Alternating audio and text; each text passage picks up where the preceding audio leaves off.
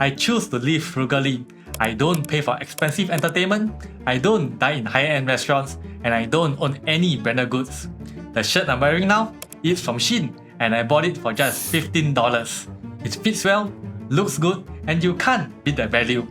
When it comes to tech, I don't own the latest smartwatch, nor do I even wear a watch. I just use my phone to tell the time. I also don't spend much on food. I set a meal budget that lets me enjoy delicious meals at affordable eateries. And sometimes I even cook something tasty for myself. I know these choices might make me seem super frugal, but that's because I am frugal and it's a choice I'm proud of. Hi everyone, I'm Kelvin and welcome to my channel where I talk about personal finance and investments. Over the last 4 years, I had the privilege of managing millions for some of the ultra wealthy as a portfolio manager. And one thing I've learned is that true wealth isn't about how you look or what you own, but about adopting a frugal mindset. In today's video, I'm going to walk you through my personal journey, how I lived before embracing a frugal lifestyle, the changes I made, and how my life transformed. Whether you are just curious about frugal living or thinking about making the switch, I'm here to share the key lessons I've learned on my path to financial freedom.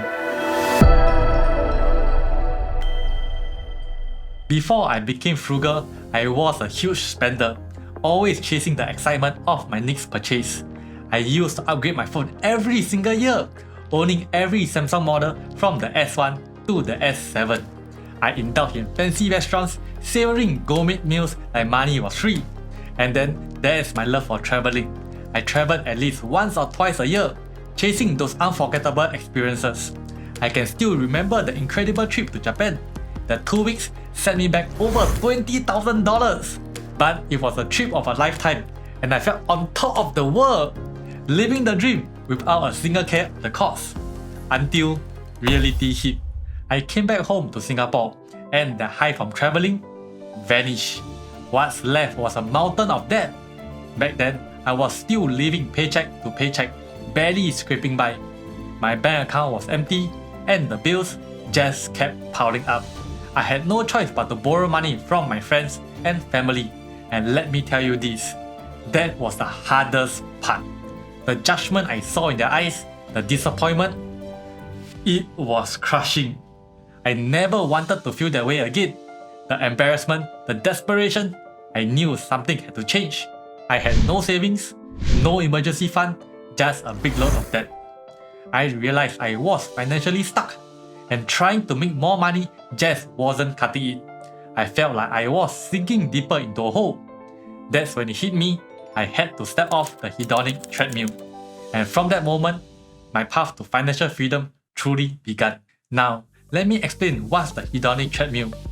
It's a psychological concept that describes our tendency to quickly return to a baseline level of happiness even after experiencing positive or negative changes. And here's how it works. First, you desire something, like the latest iPhone. You get that burst of excitement, right?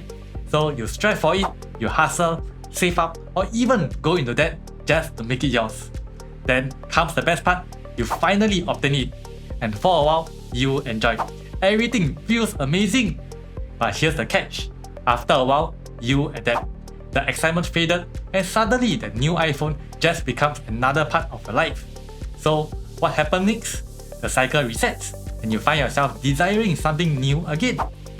Just like that, you are back on the treadmill, desiring, striving, obtaining, enjoying, adapting, and back to desiring. Round and round you go, in a never-ending loop.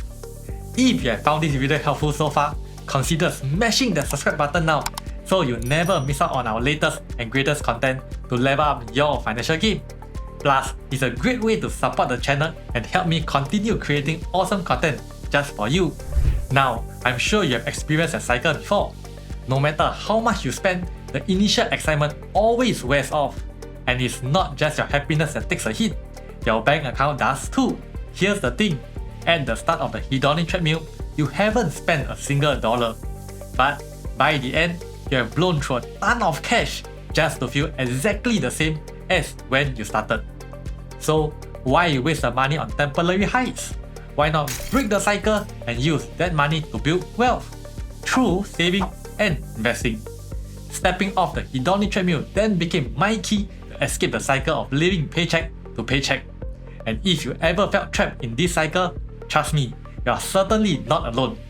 In fact, a recent survey by Forbes Advisor found that a whopping 41% of Americans live paycheck to paycheck. Even scarier, 29% can't even afford their basic expenses, and only 30% have enough income to feel comfortable.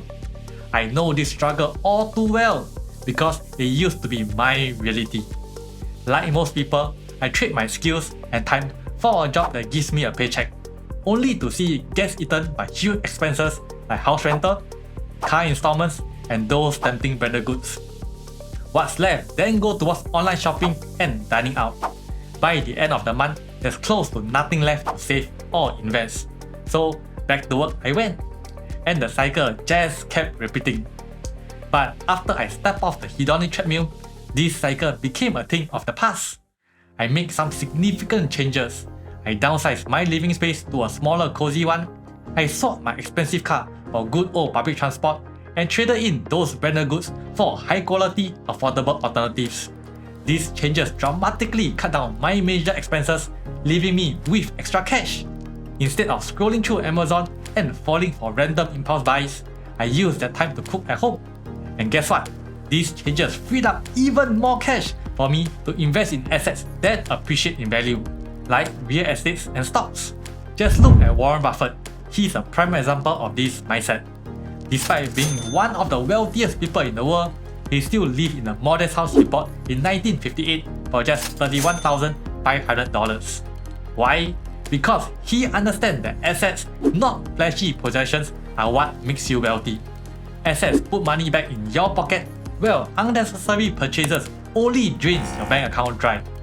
As my assets starts to grow, I too broke free from the cycle of living paycheck to paycheck. So how are things now since I began my journey of frugal living? I paid off all my debts, built an emergency fund that covers 6 times my living expenses, and my investments in the stock market have also been thriving. Want to know more about what I'm investing in? Check out the buy or sell playlist where I provide 3-minute pictures on trending stocks.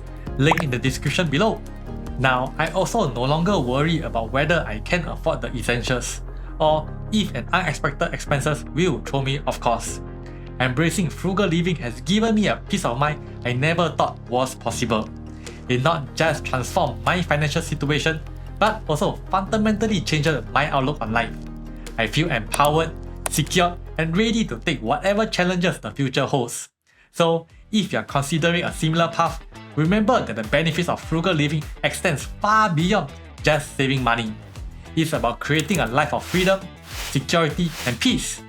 Money can't buy happiness, but financial freedom gives you the freedom to define what happiness means to you.